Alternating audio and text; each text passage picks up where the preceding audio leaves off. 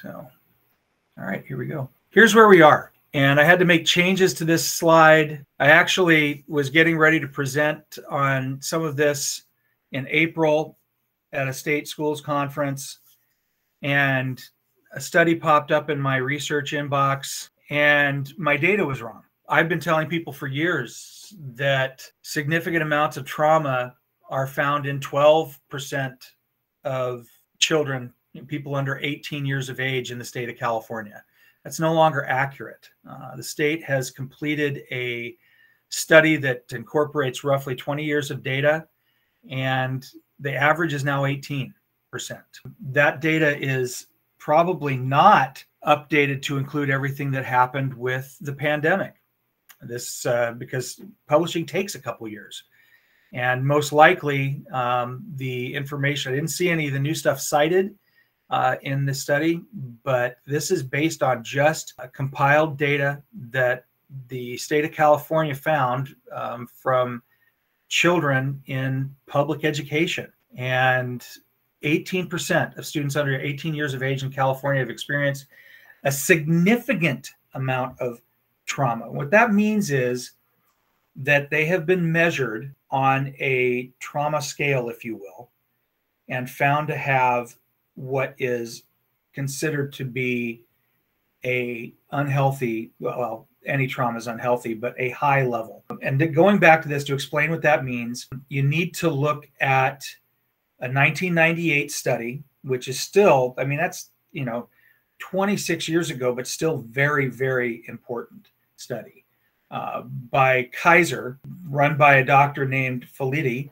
And they basically had spoken with other physicians and were noticing some things about their patients, their adult patients that had various types of disease or health issues would also report that their childhood had been full of traumatic events, abuse, neglect, things like that. Family members being incarcerated or absent, alcoholism in the home, poverty, hunger, things like that. And they developed from that 1998 study over the next few years, they developed an instrument to measure trauma exposure called the ACEs survey, ACES. That's the Adverse Childhood Experiences Survey. If you've been to a therapist or been to even a physician, or you have a child who has been to a pediatrician, that you may have experienced this survey. Our former state Surgeon General, Nadine Burke-Harris, Dr. Nadine Burke-Harris, was a real big advocate for this, and she was actually advising physicians and especially pediatricians to screen their patients. It's a 10-point survey, 10 questions, yes, no, this happened to me, it didn't. Any score over four or above actually, is considered significant and pretty much a bad thing. If you score 4 or higher, you're at higher risk for early death and multiple comorbid health issues, from mental health to physical health issues, obesity, diabetes, autoimmune disease, all kinds of things. And basically the list continues to grow. That's where a lot of the research is going on the biological side right now. At many institutions, many R1 institutions right now are following up on that. So her work has really survived. Dr. Harris's work has really survived, even though she is no longer part of this. The big thing is we aren't focusing on it as much in education as we should be. And my experience has been that it's mostly because of our lawyers. If Harris wanted, and our current state superintendent of public instruction wanted ACEs to be part of a screening that every member of every student in our system be screened, and with the ACEs survey, so we could find out what's going on and identify these barriers and maybe address them. But the attorneys said no, because there's something called child find in federal law. There's similar laws in state law. If you become aware about a problem that a student has, or an issue, an illness, or anything else that a student has, you are bound to take care of it, to provide services to mitigate it and treat it. And so that's very expensive. And Keenan and actually put out a paper and said, don't do surveys of your students. Send them somewhere else to get that done. So again, I told you that 18% is not truly accurate. You're going to see higher percentages of it elsewhere. Latino students, if you break this down by race, by demographics, Latinx students are more likely to be around 1 or 2% higher than that, 19 to 20%. Black students tend to be around the 15% range. Interesting. Asian students are 12 to 13%. And believe it or not, indigenous populations are over 20%. White, non-Hispanic students, you're going to find normally in the 12 to 13% range. But it also depends on your student population. So if you look at continuation schools, like where I teach, Mount Toro, it's going to be concentrated. And what happens with these students is their priorities shift. Trying to make sure a kid is prepared for class and has everything that they need for the day, a pencil, they've done their work, they're focused and attentive. That's asking a lot from a student who's experienced a great deal of trauma. And there are some things that we have to do to help them. We can't change their past. We can't influence what happens to them the other 18 hours of the day or so that they are home or somewhere else other than the schoolhouse. But we can control what happens from 8 to 3. We can control what happens at least for the 45 minutes to an hour that they are in our care, in our classroom. And that's what we're going to look at today. So here's where it gets to what's going on in your mind. We've got to accept this as a reality. One of the things that came up in my study, and I had to be careful because I resonated with this quite a bit, having been on the administrative side for more than a decade and being a classroom teacher again. And I would say it's fair to say that I have more classroom experience than most people with administrative experience. That's pretty true. Most administrators are in the 3 to 5 year range of classroom, and then they never go back again. So I think that I saw this happening. And one of the things that I noted is this tendency for us to think, oh, that's a bad kid, or I just can't do anything with this student. They just will not pay attention. They won't get off their phone. They won't come to school on time. It's always, we put it on them. And you know what? Yes, they're making choices. They are. Nevertheless, I use that word a lot. Nevertheless, it's our job to teach them. Nothing is going to change unless we make the first moves. And it's going to go a long time in some cases before they meet you even halfway. But that's the reality. You've got to meet them where they are. I say we have to be fluid with students. Being flexible is entirely too rigid. We've got to be fluid and learn how to not be offended at everything. It is so easy to go be in a classroom, and it can happen right away. My students, they can come in grumpy the first day of school. And if you take it personally, you're going to lose this battle. Because if you're like the way I was my first 2 or 3 years teaching, you had a handful of students, maybe 2%, 3% of your students who were very difficult to work with. And they were sassy with you or they were disrespectful with you. And you would get a negative attitude about these students. And I would work with them and try to figure out how to make it stop and try to be patient. And then I would snap and I would raise my voice or I would say something sarcastic, which is exactly the opposite thing you want to do. It's not going to help anyway. It shuts them down even further. And I always learned this when I got to the end of my rope with a student where I couldn't handle them anymore and I gave up on them, that's when I would find out what was going on in their life, what was causing them to be the way they were. I remember one student, he was one of my wrestlers when I was a wrestling coach. He was really rough in class. He ended up in my class because we tracked them at the time. We tracked students. We can't do that anymore. But I had a remedial English class. All my students were Title I in my 9th, 10th, and 11th grade classes. These were kids that were, when they came in as freshmen, a lot of times they were reading at first and second grade level. And Jimmy was one of these kids. And he was frequently in trouble, got suspended a lot. Getting him in wrestling was really important because then I could manage his behavior a little better by, adjusting his practice routine based on what his day had been like. Teachers could talk to me and we could keep things off the record and keep it from being exclusionary discipline. I would talk to him, assign a consequence, which had the added benefit of turning him into actually a physical monster because he was constantly in trouble. But one day I arrived at school a little later than usual. It was still early, but I saw him parking across the street in an old beat up pickup truck, and he's a freshman.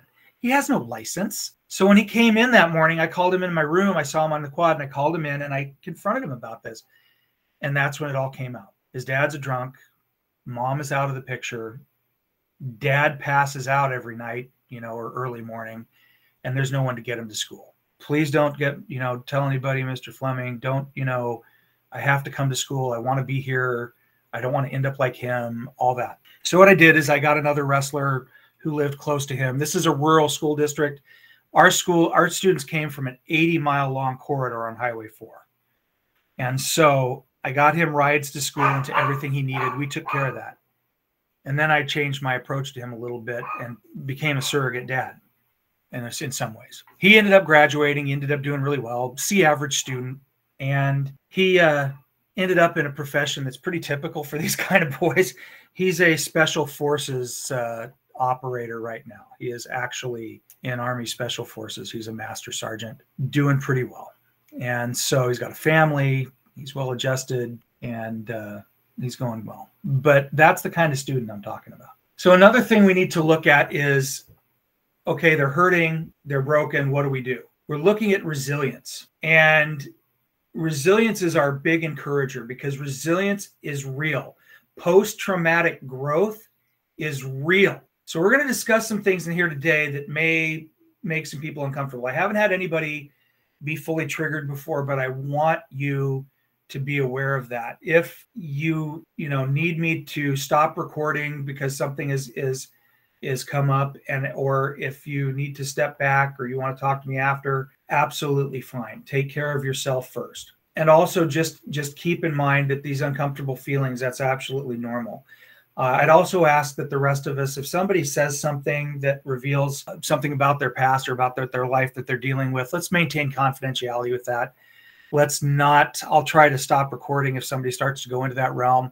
It's not happened really before, but let's make sure that if that does happen, that we preserve the safety and integrity of that moment and keep it confidential, please. So today I want to really begin and end with positivity. And this is not toxic positivity. This is not Pollyanna stuff here.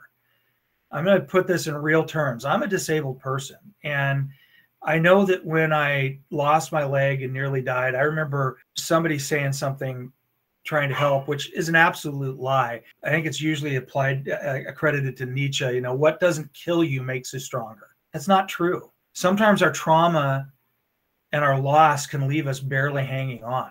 Those scars don't go away. We learn to cope. I'm not physically stronger than before I lost a leg. I'm having a bad day. Walking is difficult. Usually isn't, but it doesn't work like the original equipment. It's harder reaching stuff on high shelves now. Can't jump. I don't have that kind of equipment. It's too expensive. I've got a prosthetic leg because a microorganism decided to gang up on me after a surgery 7 years ago. I can't do the things I used to do. I do remember there was a benefit to this, though. I was breaking up a fight at Alvarez once between a couple young ladies, and we did this properly. I had a campus supervisor and another administrator, and two of us pulled them apart, and the other when they were neutralized, got between them. But the girl that I was, wrapped up around her arms to keep her from swinging and kicking at the other one started stomping on my foot, like trying to, hurt me. So I let go. And, I'm laughing when I realize what she's doing. And so she turns around and she's like looking at me like, what is going on here? I'm like, oh, sorry, Miha, but that's titanium and carbon fiber. You're not going to hurt it. You're going to break your foot first. And she didn't know. So, maybe in that sense, it made me stronger. But the thing is, inside, we can develop resilience, which makes us stronger. So if anything's going to offend or trigger you, please step out, come back in, talk to me. I'm here afterwards always, and we can work on that. I just want you to learn a little bit about how we can all help our students become strong in broken places, and we can strengthen and heal them. So in this session, we're going to learn about specific impact of trauma. We're going to learn how those things disrupt learning. And I'm going to give you a set of principles to guide how you interact with people to help them guide resilience and help it grow. So I want you to think in terms of, yes, I'm going to give you something you can use next week or the week after, sorry, but these habits of mind and practice are not going to change you overnight. Yes, Alexis, that's a great quote. What doesn't kill you causes unhealthy coping mechanisms. Yes, it is. In my work in grief, trauma, and loss, the most common pathologies that I deal with are substance abuse, alcoholism, rage, things like that. Yeah, yes. So just keep in mind as we're going through this, it'll take you, I think on average, it seems to take people about a month to change how they approach. That's 20 days of work usually with students in a solid calendar month. It's 20 to 22 days with students. Give yourself time. You're not going to change who you are. We're trying to change how we approach different problems in the classroom. So I'm going to talk about our brains a little bit and how information flows. There's a book that somehow became controversial called Thinking Fast and Thinking Slow. Professor named Kahneman, who just passed away this summer, actually, won all kinds of awards for this. That book got him a MacArthur grant because it was basically based on business psychology, but it was taken out of that context and expanded to a lot of other things. And basically, if you think back to any psychology course you've taken, especially if you have taken any humanistic interpersonal psychology courses, those of you who are my age or older, we got behaviorism in college. Younger people got better psychology training than we did. And basically this idea that we have scripts or schemas in our brain, in our thought processes. And we take in sensory input and we make snap judgments about them subconsciously. And that determines how we're going to act or function, and what our decisions are going to be. So you can think of these as I like to think of them as high road thinking and low road thinking. So think in terms of, as you look at your brain, as you think of what your brain is, we have our cortex, which is our working memory, and it focuses on one thing at a time. Now you think you can multitask. Students think they can multitask. I mention this in every seminar because it's a big part of this. They'll have their Chromebook out, they'll have their phone hidden on it, and they'll be watching a video or reels on TikTok or whatever while they're pretending to work. And then they come around, they work. They're not multitasking. They're rapidly shifting attention. That's our working memory. The younger we are, the healthier our brain is, the better we've trained our brain to do that. We can get pretty good at it, okay? So that's our working memory. So we have basically 3 types of stimuli that come into our brain that also create 3 types of memory, VAK, visual, auditory, kinesthetic. And as I have mentioned to those who were on my session yesterday, this is just a brief repeat here. The thalamus, if you think of this as your brain is like an airport, and the thalamus is the air traffic control center. All right. It's a midbrain structure. In fact, the thalamus, amygdala, and hippocampus are all midbrain. They're closely attached to the brain stem, which is very important because it is a survival mechanism. This is something that's evolved in our brains that allows us to respond quickly to threat. When, our species as it is believed to have been around, for maybe 200,000 years, maybe 300 with some changes. The last 100,000 years or so has really been us as we are today. That's pretty young, pretty new. And society, living in communities as we do, in cities and things like that, is much younger than that. We're talking just a few thousand years. And modern society is even, we're talking the last 150 years, really. And it's constantly changing and becoming different. And our body's natural systems can't keep up with that. So our brain still looks at any kind of threat like it's a threat to life and limb. So if you're teaching, as you're a new teacher, and the principal walks in to evaluate you, your brain doesn't tell any difference that biochemically than it does if you were, living in a cave and being attacked by a grizzly bear, right? It does the same things. So we bring in visual information, auditory and kinesthetic information. That stimulus goes right straight to the thalamus. The thalamus says, just like the control center in the Inside Out movies, which are really cool. I highly recommend those.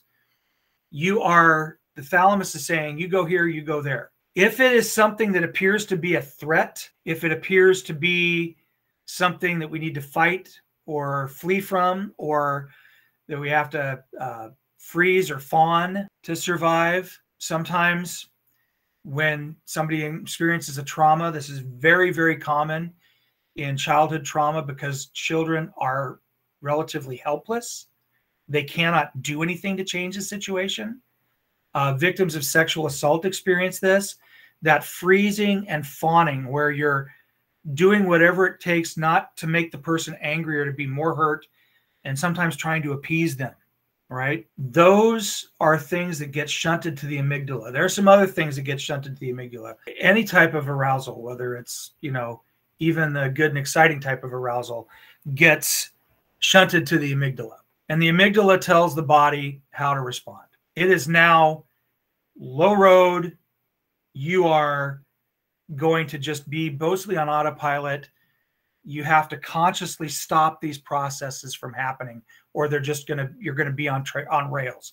It's going to go that way. If you are going to fight, you're fighting. If you're going to run away, your feet are moving before you realize it. If you are freezing, you're just blanking out and locked up. But on the other side, if there's some joy or excitement, anticipation, pleasure, and especially novelty, the thalamus says, oh, we're routing you over here to this part of the airport. You're going to the hippocampus.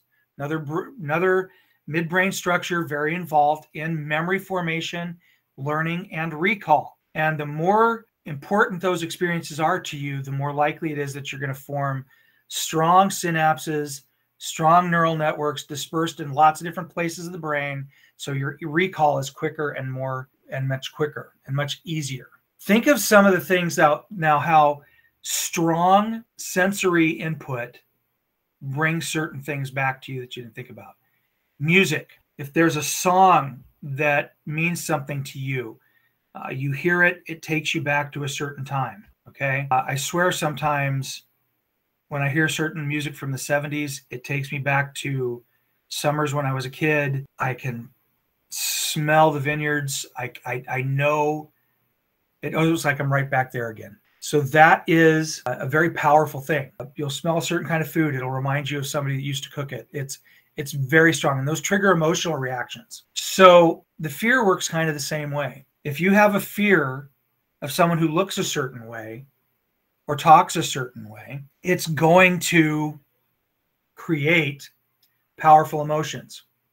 This is why some students react negatively to you the minute they walk in your classroom. They will look at you, take one look at you, and they just don't like you. You may feel that way about them. If you try to unpack those feelings, which you as an adult have greater capacity to do than a teenager, your brain is wired better to do it. You're probably going to be able to unpack and dig in and find there was an experience when you were younger, earlier in your life, that gave you that attitude towards certain people.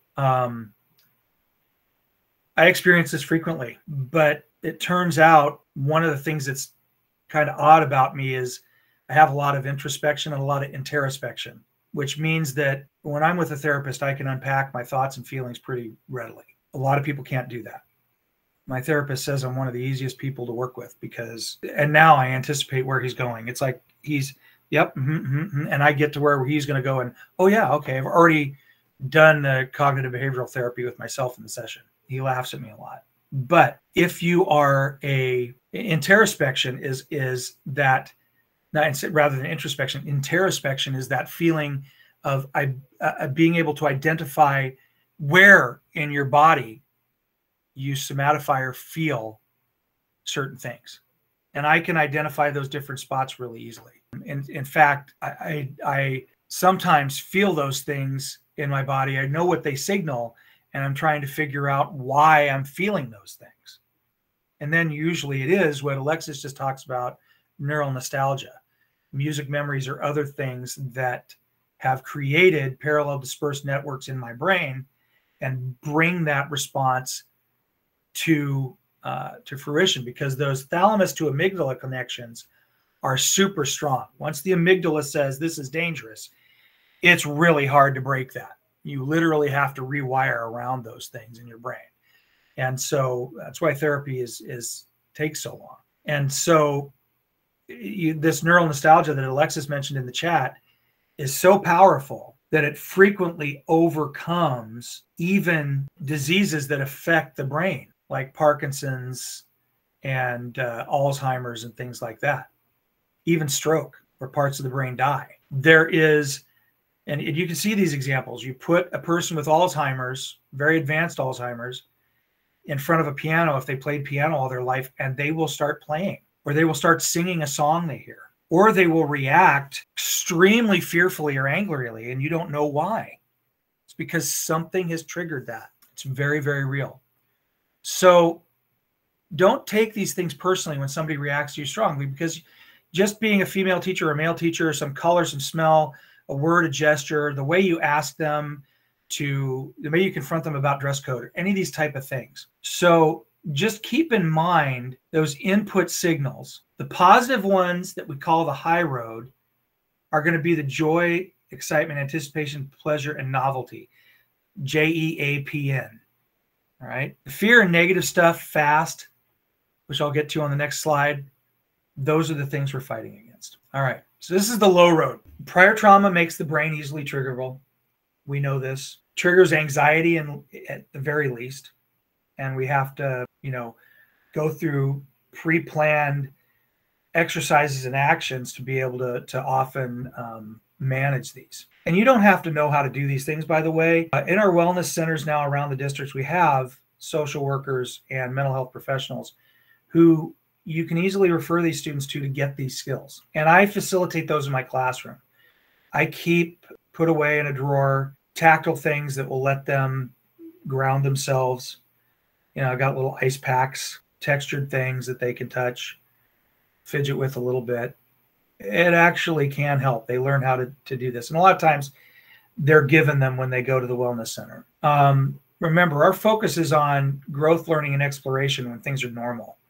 When we are not traumatized, we're not significantly traumatized. If our ACE score is a 3 or a 2 or below, we tend to focus as we're growing on normal things, learning, exploring, enjoying life. Our traumatized brain, however, becomes concerned with survival and avoiding pain. My study that I did for my PhD revealed that a lot of the negative behaviors we see in school are things related to trauma avoidance. So, and I hope I don't upset anyone here, but I've dealt with so many students and people, adults. If you grew up in a home that was violent, you're probably going to understand this very easily right now. Because as a child, as a teen, where you lack the ability to fight back and protect yourself, the most common response is to hide, become invisible. That way they're not going to pay attention to you. Someone else is going to take the brunt of the anger.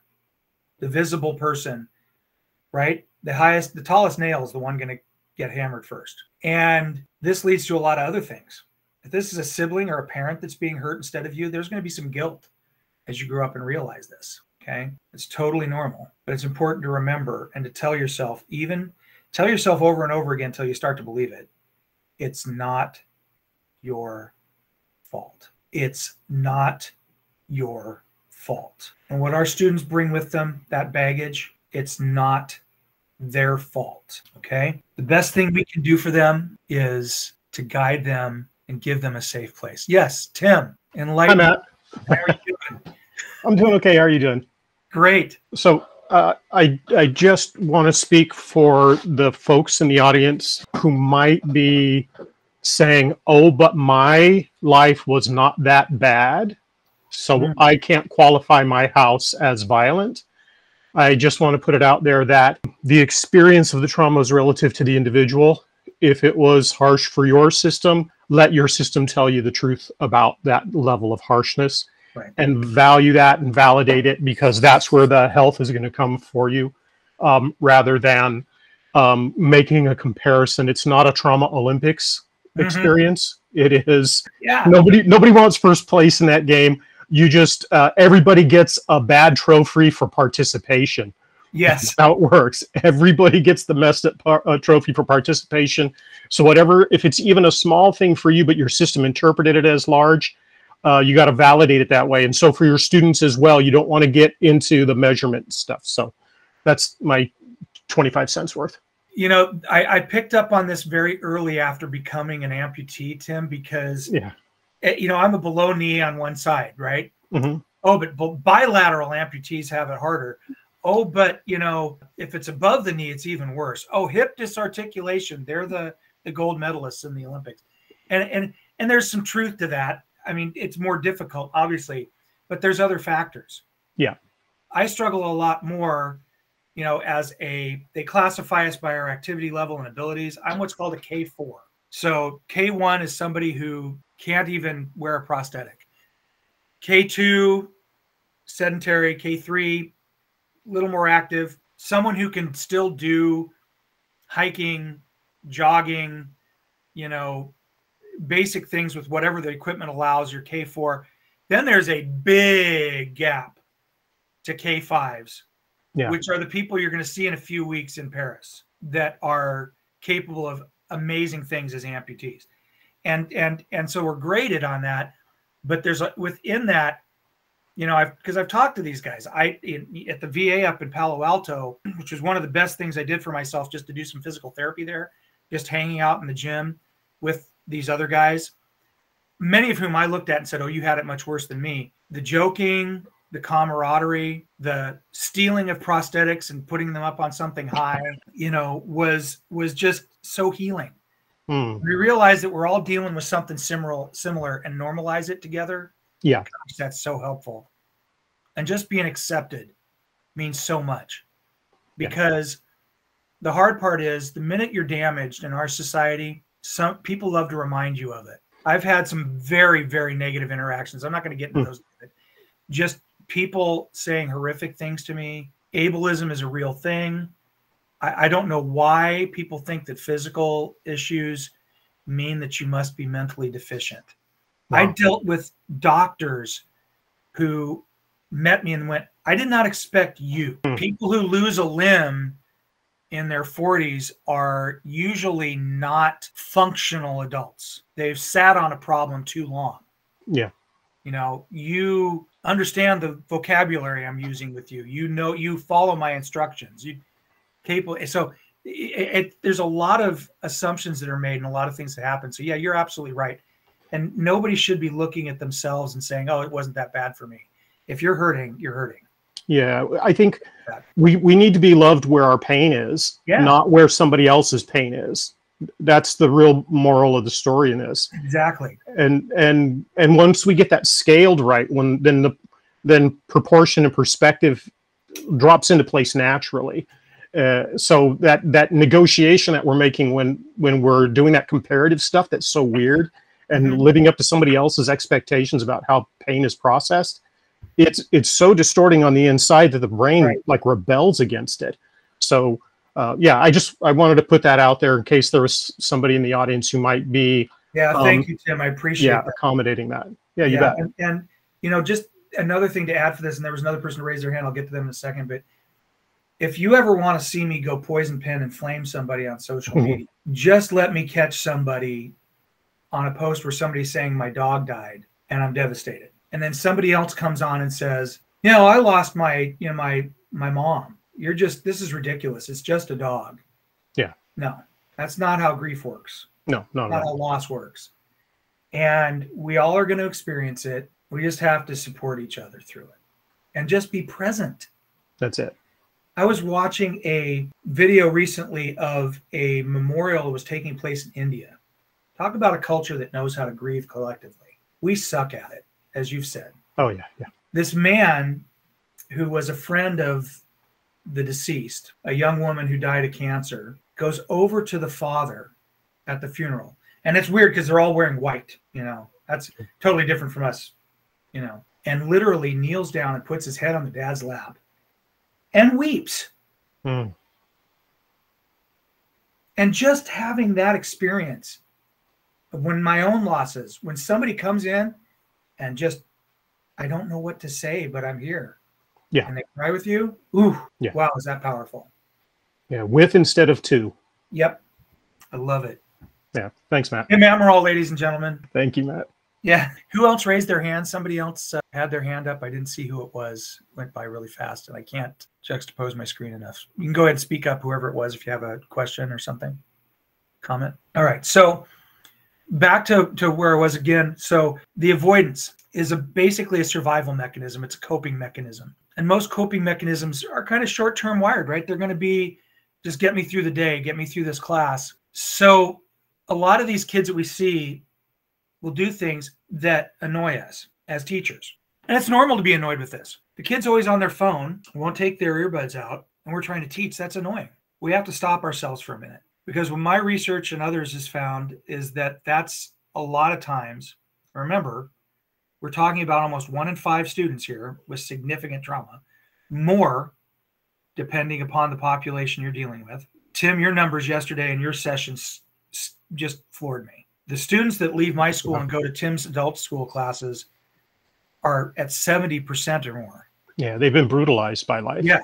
And some of them, here's what I was thinking afterwards was some of our kids have been very involved in committing violence and abusing.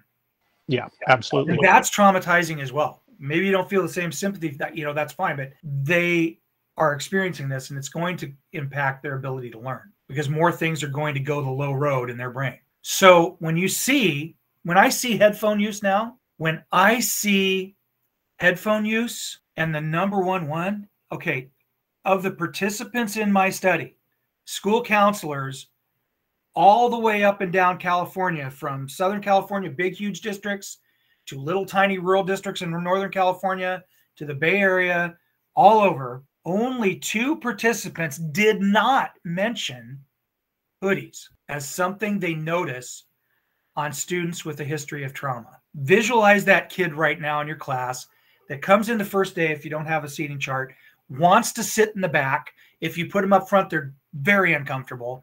They've got a hoodie on or a beanie. They might even be still wearing a face mask, even though we don't have to anymore. So that all you're going to see is, I don't know how many people can see my screen, but you're only seeing their eyes because they're hiding. They want to be invisible. It's avoidance. Sleeping, asking to leave class all the time, being absent, just wandering off and going away. We had a student once when I was an assistant principal who would disappear during the day. We noticed she was, after a week or so, we noticed that she was getting a bathroom pass first period and then gone. But she wasn't home, and we couldn't find her leaving campus on the cameras. So we start going around and looking for her. She's literally sitting in a bathroom stall for 6-7 hours a day. A couple people were like, oh, this is not, she's just trying to get out of class. She's just, not going to work with us. She doesn't want to be here. Bad kid, bad kid, bad kid. And I'm sitting there thinking, why does she feel like she has to hide like that? And I didn't know what I know now. Some are going to reflect not just avoidance, though. Some behaviors are going to reflect what emotion they feel when they triggered. So if they're going to be more of a fighter, and I'm thinking our students that are maybe a little bit older, some of our boys that are, tougher or whatever, we want to use that term. I don't like it, but I'm trying to give you a mental image. They're going to have more rage, swearing, throwing stuff, jumping out of their chair and getting in your face or another student's face. Aggression is just another form of avoiding being hurt, avoiding being re-traumatized. He's not doing that to me again. This is not happening again. I won't let it happen. Sometimes I've noticed with students, especially with siblings, when they see somebody being bullied, they go off. Okay. Think in terms of emotional outbursts like just crying and running out of class. Most of the time, I'll admit, when I see that, it ends up being something that's actively going on. They saw something on social media or something that was upsetting them. But a lot of these reactions that I see in my current students are romantic issues where they're so afraid of loss or whatever that, they freak out when somebody is talking to their girlfriend or their boyfriend. I've had students who routinely get involved in violent altercations because they're teen moms and somebody says something rude about their child. And in those cases, just looking at the greater picture, if I had to analyze them, and I'm not a clinician, but knowing what I know about how their minds work, I would say that this is a person who's been abused, has not been cared for, didn't have their needs met by parents, and they are not going to let that happen to their child. They're going to fight for their kid. I had a student in the last couple of years that was that way, and she could not turn it off. I could sit and talk with her. The social worker could sit and talk with her, and she understood. She knew what was going on But when it came to her child, nuh-uh, sorry, Mr. Fleming. They talk stuff about my kid.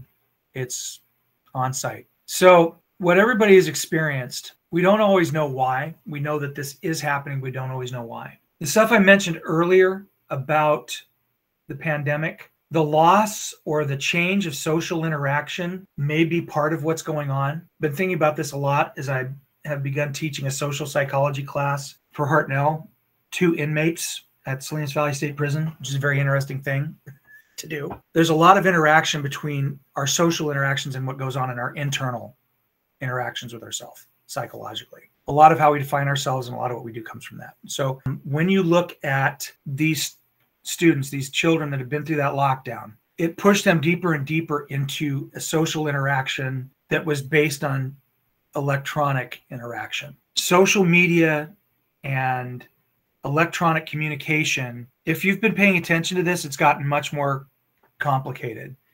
And those of you who are on the younger side in our profession are probably going to laugh at me. I just understanding the language that has developed through texting and social media, it's literally changing the rules of how English language is spoken. And as a former English teacher, it's really hard to think about teaching them to write in typically correct prose. It's changing the register completely for them. And that's tough to do. But if you watch our students, they really are not as proficient at face-to-face interpersonal communication as they used to be, as we might have been.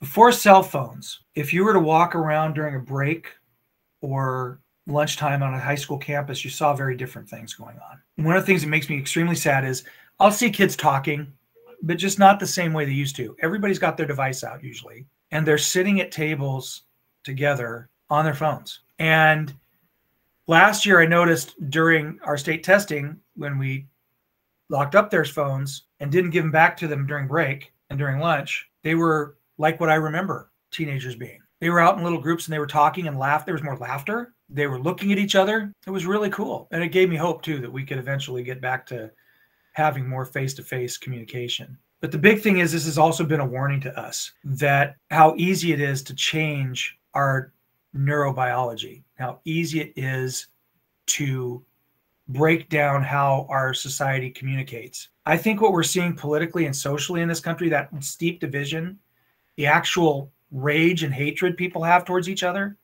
is a direct outbreak of what happened when COVID forced us to become insular and even more tribal in our little electronic groups. And if you don't stop and think about every little bit of information and, basically memified content that we're getting, and looking at how horrible and wrong and just so surface level and infantile most of it is, and that's driving our politics right now. And when people don't have content to argue about or real policy to argue about, they body shame, or they go after someone's gender or age or anything that they can. And if it's mentioned to them, then they mock.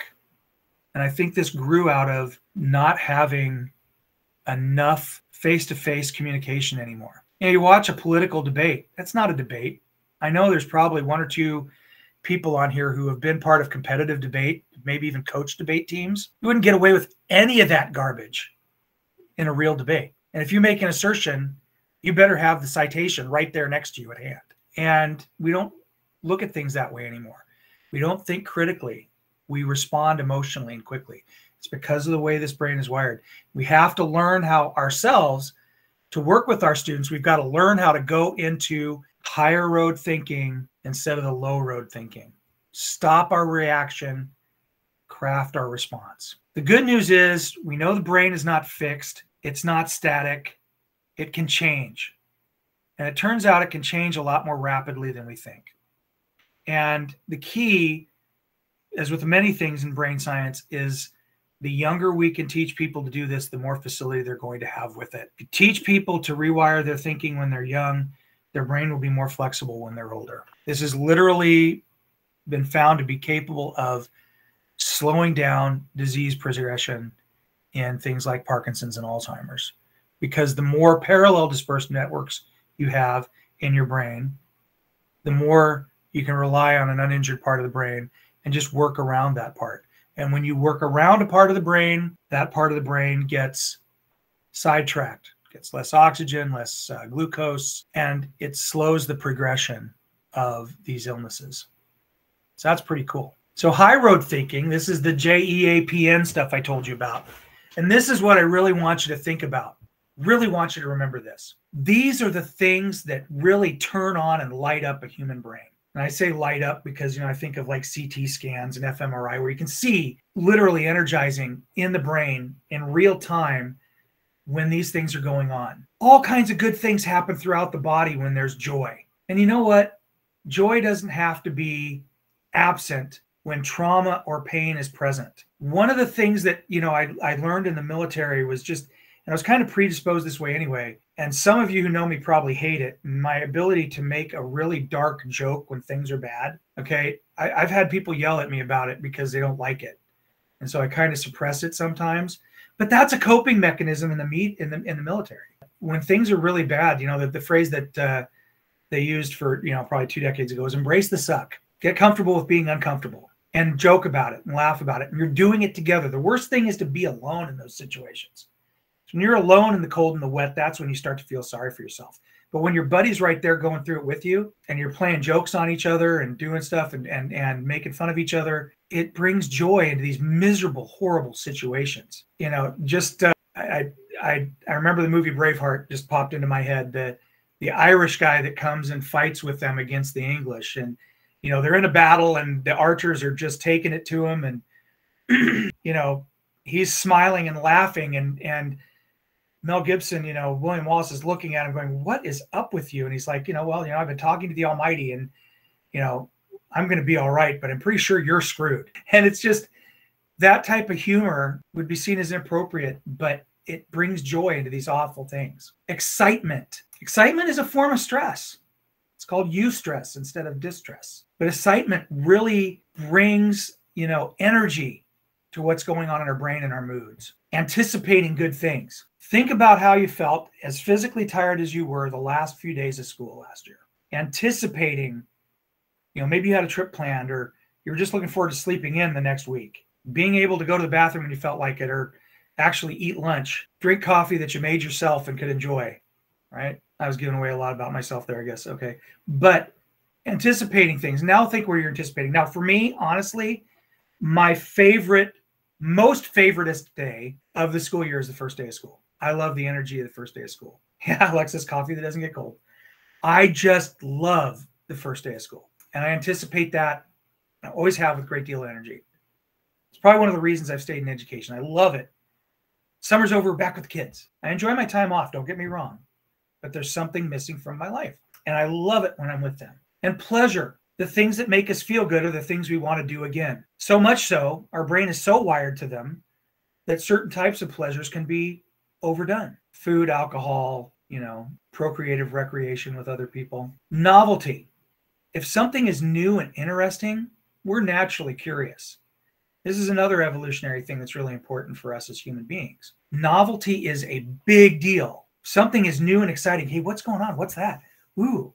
This is why we wrap presents. Did you ever think about that? What's it going to be? There's anticipation. There's pleasure in getting something. It heightens the event. Think about your favorite holiday and whatever your tradition is. And all the things you do around it are designed and orchestrated, built into our traditions and our culture, in our families and our communities to bring us into these experiences so we can make memories and enjoy them. Joy, excitement, anticipation, pleasure, and novelty. Now, these emotions, they just blast open the hippocampus and they short circuit the triggers, okay? Now, the negative emotions are sure strong. If you've ever been around people that are celebrating and happy when you're dealing with something awful, you know that you cannot completely put that down a lot of times. Most of us can't. And excuse my dog, there is literally a squirrel running around outside the window. And another thing that you need to remember, if you ever wonder if you matter as a teacher, positive interactions with other people, peers, and others are critical. Study after study after study, and even mine, indicated over and over that a positive interaction with at least one adult has a huge importance for traumatized teens. They literally just lighten that load for them. And together, all of this promotes resilience. Now, that adult doesn't necessarily have to be you. A lot of times it's a coach, another teacher. Sometimes it's an administrator. I've seen it be a custodian. A lot of times I've seen it be some of our better campus supervisors, campus security officers. Some of those guys just are magnets for our students. Kids feel good around them. Watch what goes on. See who they stick with, who they try to emulate, who they want to be like. So just keep this in mind. Keep the brain in mind. Core emotions are deeply embedded in our memories. Feelings are midbrain reactions. We have little control over them. Emotions are going to be triggered, but we can work our way through them, okay? Feelings are much more difficult. When that central part of the brain, that you see there on the left, is activated by a traumatic memory or an incident, it's causing fear, flight response, all those kind of things, those fast responses we talk about. That little almond-shaped organ in the middle there, down towards the bottom, is full of flooded hormones, the amygdala. And it takes about a half an hour or more for those to get back to normal. So doing timeouts with kids who are triggered, it's a really good thing. So when the JEAPN is activated, the cortex gets tapped into. And that's what helps us create memory and recall tracks that can be activated more quickly. So keep those students on the high road as much as possible. And how we do that, it's helpful to consider another sports metaphor. So we call this home court advantage. Now, if you work with quantum learning, you get a lot more on this, and it's much more detailed. And this is hours just on this concept. But think of home court advantage. One of the videos I show when I'm talking about just this is Steph Curry warming up before a game. It was actually, I think it was at the old Oracle in Oakland. But he's bouncing the ball, he's dribbling, very intently focusing on different parts of the floor. And he notices something and he goes back to it and stays there for several minutes, just bouncing the ball in one spot. And there's a dead spot in the floor, right in the paint, underneath the basket. And he's talking to people about it and shows people on the team, and he shows, you know, some of the facilities people about it. But how important is that to know during a game? If he can force the opponent to dribble there on that dead spot, he might be able to get a steal because he knows it's not going to bounce as high. There's little advantages. You feel more comfortable at home. Think in terms of sleeping in your own bed instead of a hotel room somewhere, okay? And as we look at the court, if you're on the court, that's home. You belong there. Your classroom should have home court advantage. You're building safety through rapport. There's trust. There's emotional comfort. It doesn't happen instantaneously. You can start to develop it from the first moment. It develops over time. So you practice it by the teachers, influence the student's world, their milieu, their likes, their dislikes. You're working with that. But it's strong student rapport. There has to be no rejection and no bullying, and the teacher has to lead with that. No negative surprises. This is going to upset some people right here. Probably people in our educational services, and I can discuss this with some people. If somebody's upset about what I'm about to say, I can talk to you about it more later. But negative surprises are not good in education. They want to feel safe. They want to know what the goals are. That's why safety's down by the baskets. They want to know where they're going and how they're going to get there. And they don't want to be surprised on the way. So guess what? Research is showing that things like equity sticks, cards, those are not good for traumatized students because surprises immediately put them into the fear response and they lock up. It's going to be harder for them to come up with the response they need to change their register to a classroom register and alter and regulate their behavior for a classroom. They may not be able to do it depending upon how badly traumatized they are. Popcorn reading, which I used to use as a teacher, God forgive me, is educational malpractice. Because when I taught people who didn't know how to read well, it fills them with fear when they have to read publicly. Thankfully, my classes were small, and I told them we were going to go in a certain order they could anticipate. And they saw how I treated everybody every day, that it was safe to make mistakes, and that it was good to make mistakes. Just pop up one of the emoji reactions with a hand or a clap or whatever if you have had to learn a language as an adult. Okay. So learning a language, we feel so self-conscious, right? Even if we know the vocabulary, we don't know how to conjugate verbs properly. We don't know how to put things in the right order. Syntax is rough. Finding a person who's willing to walk you through that is critical to learning a language. If you go to France with broken French and talk to the wrong waiter, he's going to mock you or be rude. Okay. All right. But if you are learning that you're a language, you're going to make logical mistakes that are actually steps on finding the right way to speak. And having the courage to do those is huge. This shouldn't be new to anybody who's been trained to teach people how to read and speak a different language. This is why people like me are more comfortable reading and listening to Spanish than speaking it, because I'm educated. I've got a PhD. And when I speak like a third grader, it's embarrassing. But that's where my Spanish is, maybe first or second grader sometimes. I can follow an IEP meeting in Spanish just fine, but speaking is really hard for me. So Wendy, I don't want to tell you how to feel. Sorry, I went to a wrong place, but please, you do not have to feel bad about stuff we used to do. That is how we were trained. That's how we were trained. So avoid negative surprises, because safety opens up the high road. And I should have put it in my references, and I'll go see if I can find it at the end here. But there's an actual website where John Hattie has all of his various different strategies listed. There's like 100 of them, and it's a graph, and it shows their relative effect sizes, which ones work and which ones don't. Hattie is spelled Hattie. And if you just Google Hattie effect sizes, it'll probably come up. So John Hattie, I'm 1 degree separated from him. One of my friends and collaborators is a person who works with him, actually officiated John's wedding. I'm hoping to get to meet Hattie one day. But Hattie goes through everything, all these different things that we talked about, the strategies that we use, think, pair, share, all the different techniques and strategies we use, and gives an effect size to show whether they work or not and how well they work.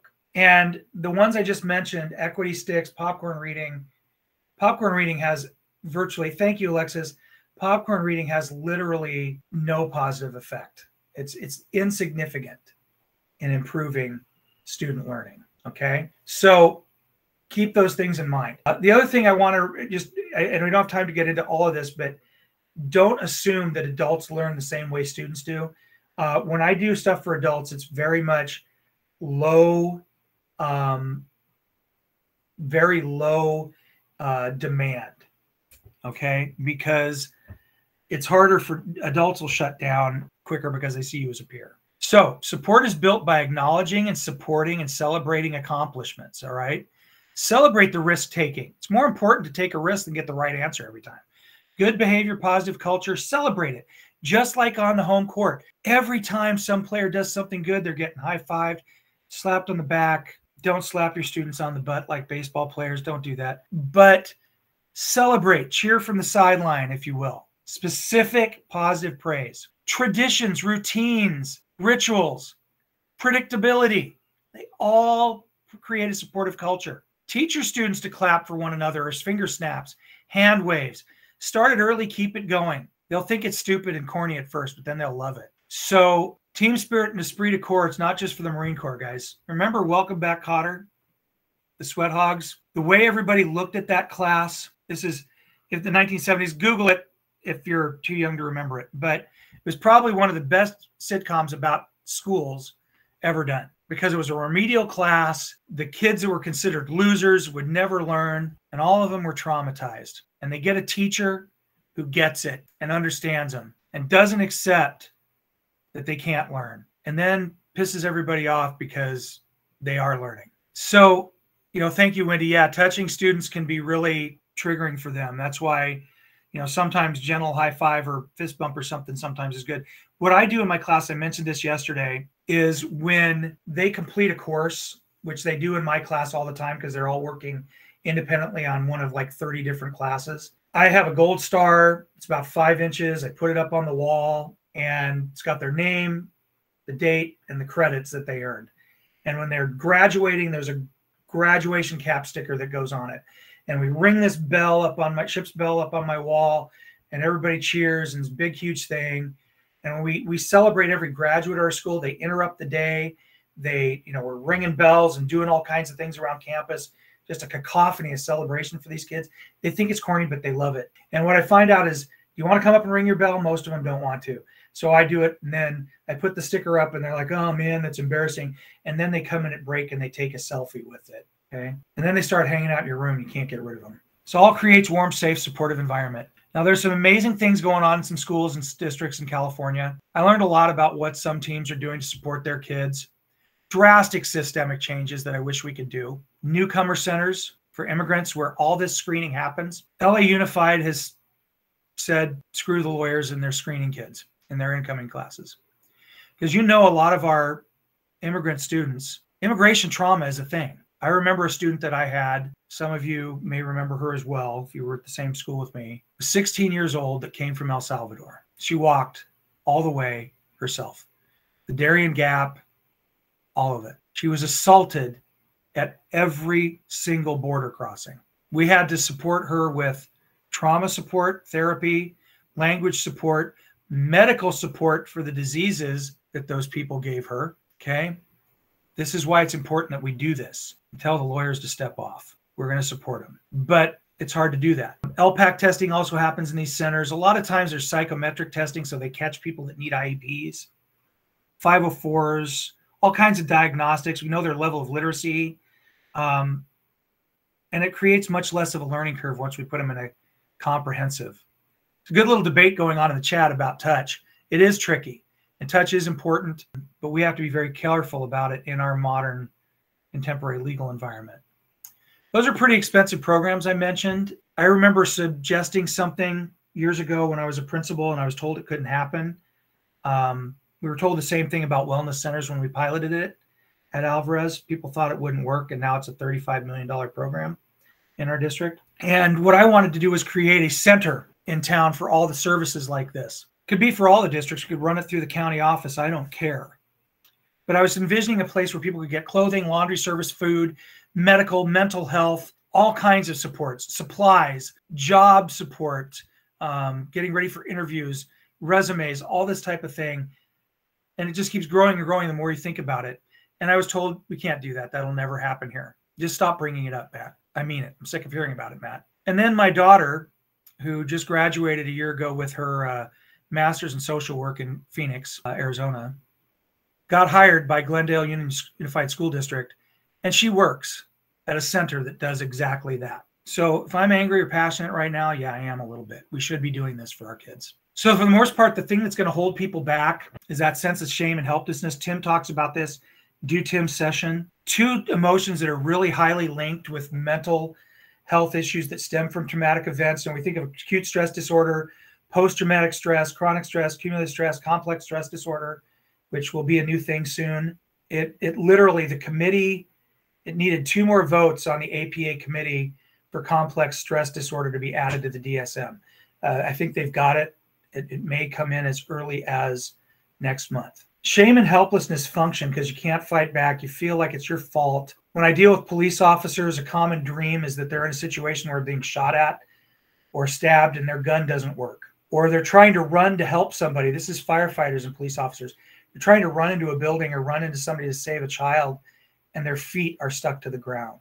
Generates a lot of guilt. I was very, very involved with the last 2 deaths we've had in the Salinas Police Department. I knew the second one pretty well. We were friends, I guess. And I'm not going to get into specifics because that would be violating trust, but I will tell you that of the 5 officers that were first responders on the scene when Officer J.D. Alvarado was murdered, 2 are still police officers. The second one we lost was his older brother. In my opinion, we lost him to slow suicide. I didn't miss it, knew it was going on, but I didn't have the ability to make him change. I opened every door I could. I still lose sleep over it. Another one that I deal with a lot is 2 years ago now, in June, I witnessed the most horrific traffic accident I've ever seen. I immediately pulled in to get between the guy. He was on a motorcycle and he was thrown off of it into the air. He hit a light pole and came down to rest in the street. And I blocked his body with my truck, and I didn't at that time have much more than a basic first aid kit with me. And I went into that mode of trying to help him. And all I had was my belt, and he needed a tourniquet. That was the most obvious thing. And the first responder that came as a cop is a friend of mine. He didn't have a tourniquet with him. They do now. And I stopped this guy's, I slowed the bleeding. Okay. I was asking for help. I sent somebody to call 911. I remember that. There's a reason my recollections are out of sequence. Won't get into that. That's a normal response. But he survived. I got his name from him. I asked him some questions. He was aware mostly of where he was, what day it was. The ambulance came. I thought he was going to make it because a level 1 trauma center was seconds away. I found out the next morning he died on the table. He started to deal with the internal injuries and he died. I remember the last memory I have of the scene. I don't remember being interviewed by the police very much, but I remember turning around after yelling for help to come help me hold him down, keep him still, support his spine and neck, and help with the blood. As I turned around after I'd been relieved by the paramedics, I saw a crowd of maybe 20, 25 people on the corner, 10 feet away. 5 or 6 of them were wearing scrubs, who worked in the medical profession. They didn't come help. What they were doing is they were recording me on their phones. And as a result of that and the gift I felt, I probably spent about $700 on first aid equipment that I carry with me now. I also got what I call a blowout kit in my classroom because I wasn't going to wait for the district to give me what I needed if something happened there. So yeah, I have a trauma response, and I've dealt with it by creating a home court advantage where I go, having what I need, and the confidence of training and equipment to be able to do more next time. Now, the capper on that story is the Venn diagram of old white dudes with one leg is a circle in Salinas. It's not really a Venn diagram at all. And some of that video and pictures made it onto social media, and the guy's family found me and wanted to meet me. That was some of the roughest 2 hours of my life. Their questions killed me. So sometimes you need to be reminded that these emotions, these feelings we have are very, very powerful. They will stay with you. Not being able to help, not being able to stop the inevitable from happening makes you feel guilty, even though it shouldn't. In my brain, I know that I did everything that I could. But in my heart, I know that all I did was give Frank a few more minutes of life. I didn't get him back to his family, which is what I wanted to do.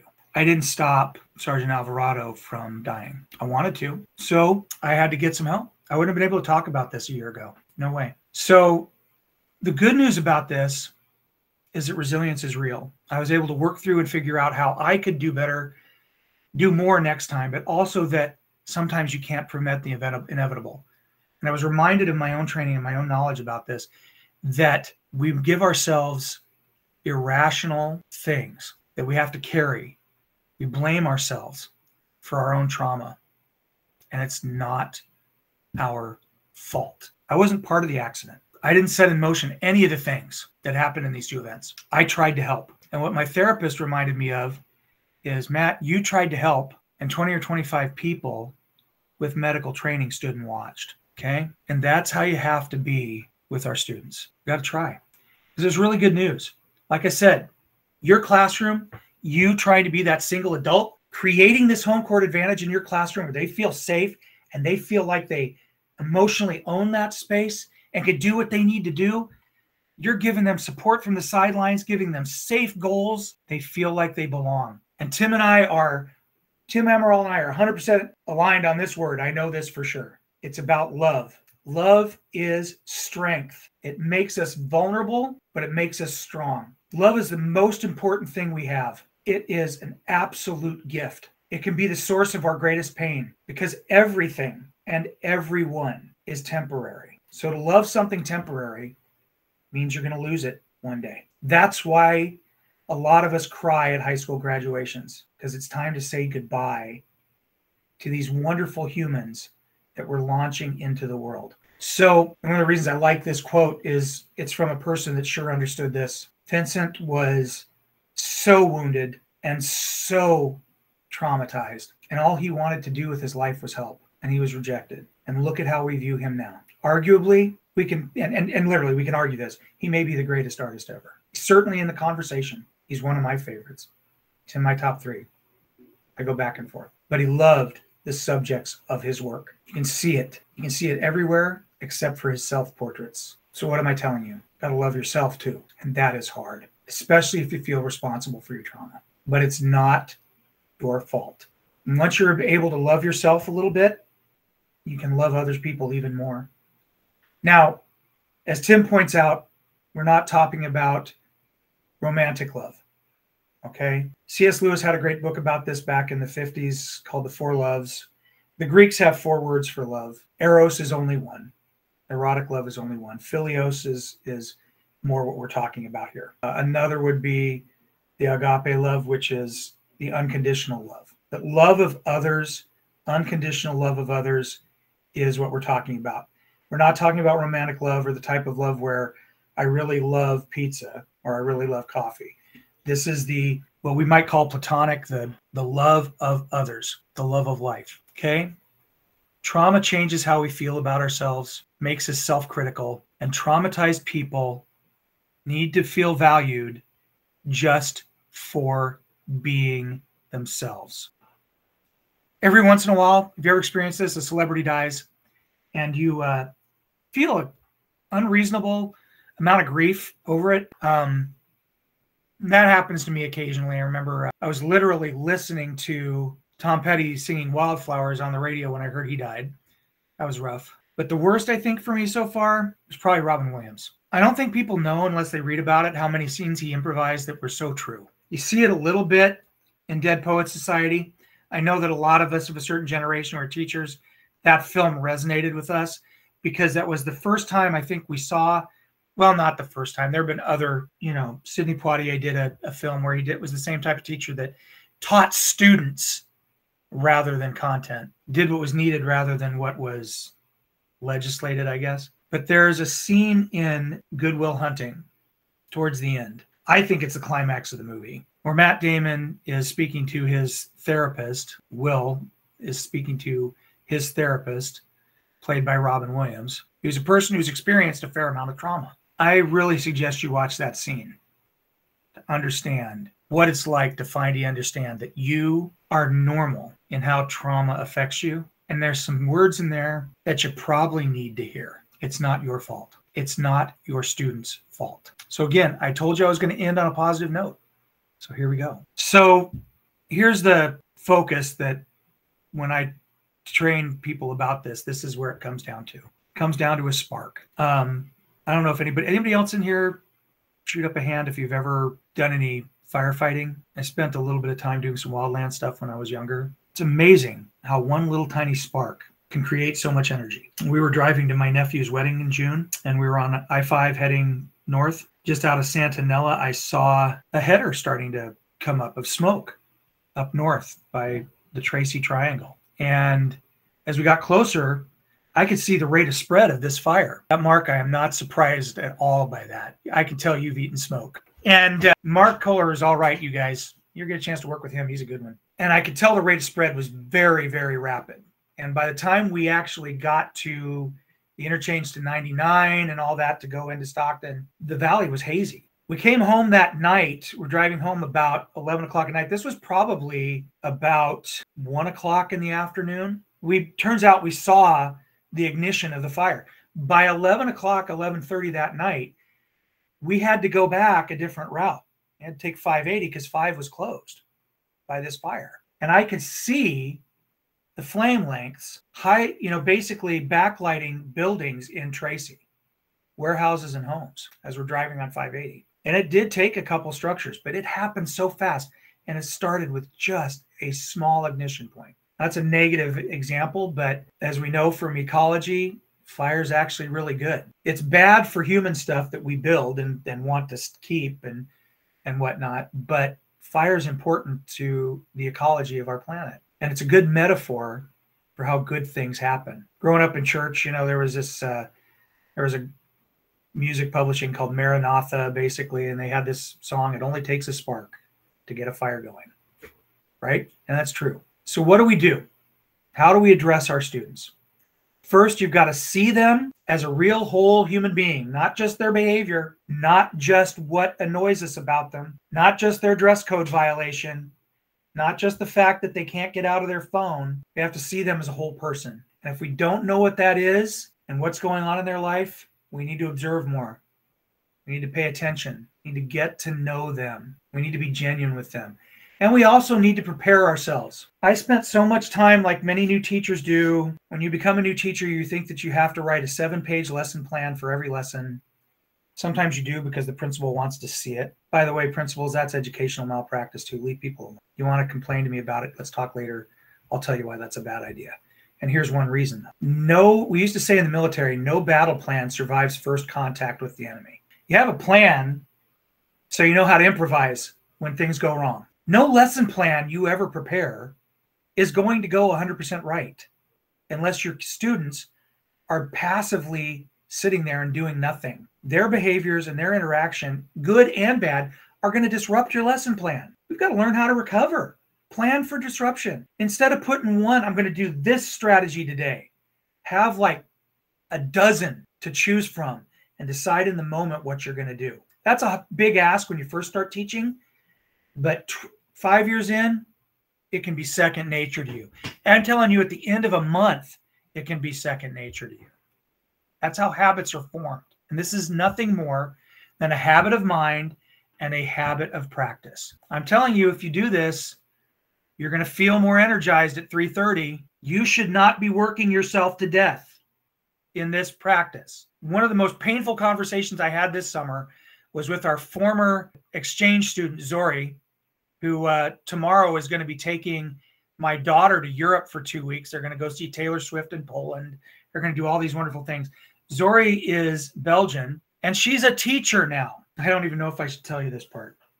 She's a full-time teacher. She makes enough to live on her own. Her health insurance, she has to pay for health insurance, 100 euros a year. She teaches 20 hours a week. Face-to-face with students, 20 hours a week. That's full-time. Go and look at how Belgian students are doing on standardized testing compared to us. Because the other 20 hours, she's a 40-hour employee, just like we are, but she doesn't have to be even in the schoolhouse those other 20 hours. She's expected to do her prep and her meetings and her planning in collaboration with other teachers during that time. But they can do that at a cafe if they want, or at someone's house, or in a park. They're expected to do it, but they're paid for that time to do it. Belgium is a tiny, tiny country. I think their population is something like the population of San Francisco, and they're doing it. Now, they do pay higher taxes, yes, but not really higher taxes than our middle class does in the United States. So she really gets this stuff because she has time to be present and has the cognitive space to deal with this type of stuff with her students. And she's happy and well-adjusted, and she travels all the time. She's, having a great life. And they don't have to spend so much money on mental health services, and there's less stress just of living there. So I agree, we should be more like these other countries with our educational system. But unfortunately, our politicians only want to mimic their test scores, not their practice. Anyway, so back to this and sparking. After we prepared for disruption, we got to acknowledge the causes. If we don't know why they're doing what they're doing, just assume that there's a reason. Assume there's trauma or something underlying it. They're having a bad day, they're sick, there's something going on. Then you may learn what's going on as they begin to trust you, or as you talk to your colleagues, they may talk to someone else. So I work with an amazing group of teachers at Mount Toro. And if I want to know what's going on with one of the young ladies in my class that I can tell is afraid of opening up, I can go to Sandra or go to Mrs. Fleming. They probably talk to her. How can I meet the students where they need to be met? And so sometimes they'll tell me what's going on. Sometimes they need to keep a confidence, but they will give me some clues as to how to meet that student where they are. I love that collaborative part of our job. We're all on a mission together to save kids' lives. It's so awesome. And that lets you reframe your mindset of classroom management. Reframe it. It's not controlling behavior anymore. It's energizing them, giving them things to look forward to, meeting them where they're needed to be. The best defense against bad behavior is a good lesson. And finally, cultivate rapport with the student. Safety and rapport is how you build home court advantage. And it can start with you greeting them at the door with a happy face on, even if you have to force it. If you're not a good actor, teaching is going to be rough for you. I've learned this, most of us really are. Okay.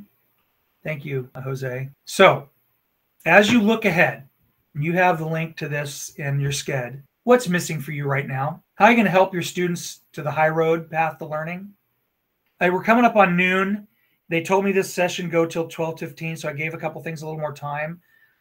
If you need to leave, that's fine. At the end of this, I'm going to give you contact information. Feel free to reach out to me through school email, call me if you want to talk about this some more. It seems like I always end up talking to people for about an hour after the session is over. So just, I'm here for you if you want to talk about it later, if you need to leave. So next, are you enjoying your students? Do you like your job? I don't like my job every day. I was telling somebody yesterday, one of the things that's very hard for me is politics. And as with any school district, watching how the sausage is made in our district is really hard. I have some very traumatic experiences of my own from being an administrator in this district. I'm not bitter about them anymore because I've gotten help and I've reframed things. But it was hard. And every once in a while, I'm as susceptible to comparing myself to others as anyone else. And a lot of times our self-worth, no matter how hard we try, is tied up in our accomplishments, our titles, and what we've done, right? And you're always comparing yourself to other people. So when I see somebody that I hired or trained being promoted to a job I really once wanted a long time ago, I feel like I somehow failed, which is not what happened. I didn't fail. Sometimes things are just not a good fit. And I am fully aware that some of the ways I look, you can probably tell from this presentation, as an administrator in Salinas Union High School District, there are some mindsets and spirits in this district that I am not a good fit for, and that's okay. But I enjoy my students. So when I get a phone call like I did this spring, Matt, you should apply for such and such a job. It's coming open. I think about it, and the only thing on the pro side when I'm writing down pros and cons is the money. That's not enough anymore because I enjoy my students. I enjoy in between classes standing in my doorway, shouting goofy things across to my friends, the teachers on the other side of the quad, or having fun with the kids, playing a stupid song on a speaker and lip syncing it. Great one, Jose. Love it. Thank you. Guys, check out this chat. Jose's got some wisdom there. So if you're not doing that, what's holding back your enjoyment? What do you need? A lot of times it's us that needs to change something in ourselves. There's a lot of things that are unfair and not too nice about the universe and about the world and about our systems. And the sad thing is, when you realize everybody believes they're doing the right thing, no matter how much we hate what they're doing, they believe they're doing the right thing. What new and novel ideas can come to your mind now about school that you can do? How are you going to actually spark resilience in your classroom or school? This is infectious. Positive energy, positive outlook, positive demeanor is so important and so powerful. When I look back at those points when I was in the deep throes of disappointment with things that were going on professionally for me, I was not a lot of fun to be around. I didn't like what I was hearing from myself. So 4 years ago or so, it was time to make a change. And part of that change was deciding to leave administration.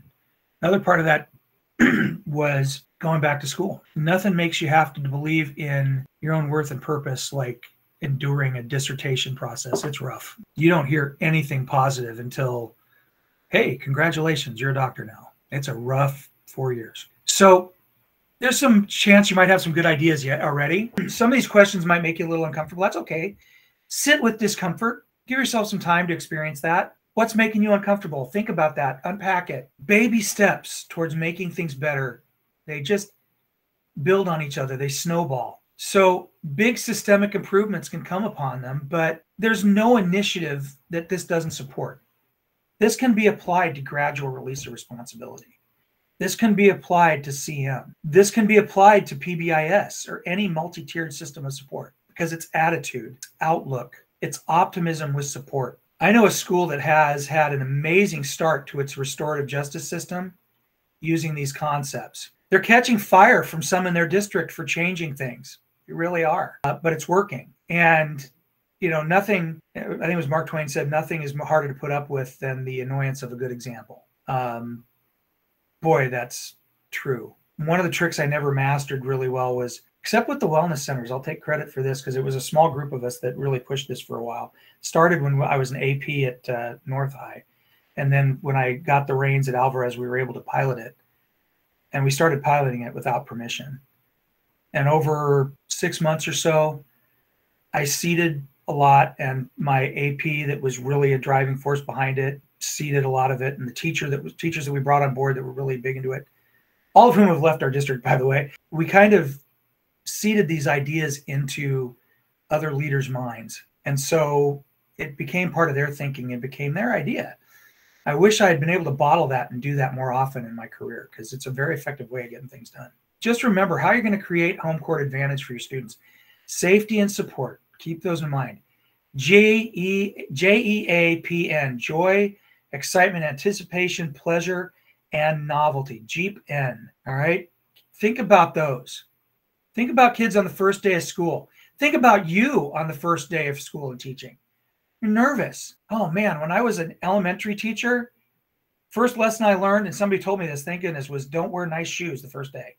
Wear your running shoes. I should have dressed up like a hockey goalie, because I was stopping runners on the kindergarten wing all day long. That was rough on those littles. And it was crying moms and dads. And it's amazing how fast, because early childhood education, primary education, is all about joy, excitement, anticipation, pleasure, and novelty. Teachers build that into kindergarten and preschool. There's playtime. There's nap time. You get to bang things and pretend you're in a band. It's fun. By the end of the first day, most kids are looking forward to the next day. Then there's separation anxiety for 5 minutes, and then they're in it. How can we do that for high school and middle school students? Think about when you were little, man. If you had, so this isn't everyone, but a lot of people, a lot of students in elementary school, I get a new lunchbox, I get a new backpack, new binder, school shoes. We lose that excitement at some point. Usually about 5th grade, school starts getting harder than fun. The state starts making teachers and schools make it less fun. They take away music and art time. They take away PE time. They take away recess. If you're a school that's struggling academically right now, they literally make you do 3 hours a day of math and 2 hours of reading. Good luck getting much else into the day and still feeding kids. It's one of the main reasons that some schools just continue to be really great and others struggle, because of that whole stranglehold that our legislative bureaucracy puts on schools. So how do we keep their minds on that high road all day, or as much as we can? Think about your thoughts, your next steps. What do you need to do to get to the next thing? And going back to where I started, this is just the reality. Trauma is there. All these negative things on the low road are there. We have to accept it. So how do you use it to fly? You just accept it. You surrender to it. You glide on it. I remember, first time I remember almost dying as a kid. I was on my first outing with a new scout troop. And we went down to this little tiny camp near Livingston, California. And I think it's, I can't even remember. I can't remember if it was Stanislaus River. Probably wasn't. Might have been Tuolumne. Goes through part of the camp. And it was kind of swollen from runoff. This was a late spring camp out. And I was a new patrol leader. And the adults kind of left us to fend for ourselves, which they kind of are supposed to do, but they're supposed to be there for safety. And we were playing along the river. And the younger scouts, the brand new scouts who had been Cub Scouts like a week before, were playing kind of dangerously in the water. And somebody had put a rope across the water so there's something to hang on to, kind of making that be the safety net. But there were no swim areas. There was no lifeguard. And these kids got swept away with the current. And I looked around and I had, I was trying to keep them safe and telling them what to do, and they were ignoring me. But I didn't have anything to throw. I didn't have a boat. I didn't have anything. I had to go in. And I had already had my life-saving merit badge. I was actually, trained in some of this. And I knew going in is dangerous. But it was the only thing I could do. I had no idea. That was where I was wrong. I had no idea how I was going to get 4 kids or 5 kids out. And as soon as I got in the current, I realized there was another mistake and that I could not swim against that current. And so I kind of gathered these other boys together and, we're linking arms and kind of rafting ourselves. And I'm formulating a plan. And then another sense of urgency. I hear this noise and I look ahead and I realize we're being drawn by the current towards a culvert that actually goes underneath the flood stage of the river. So we would have been sucked under in a whirlpool. And I'd grown up in agricultural areas, so I knew that usually those culverts have a rebar grate to stop things from going through the drain. And this drain was probably 8 feet or more in diameter. This was a heavy current. And I had about 50 yards or so to do something. And it suddenly hit me. Use the current. And I got us kind of swimming at an angle. And I got us to the opposite bank. And then we had to walk about 2 miles to get back to camp. But everybody made it out alive because we went with the current. We surrendered to it instead of fighting it. If we had fought it, they would have had to fish our bodies out of that culvert. This is a similar thing. If we're going to win this fight, we have to accept the way things are.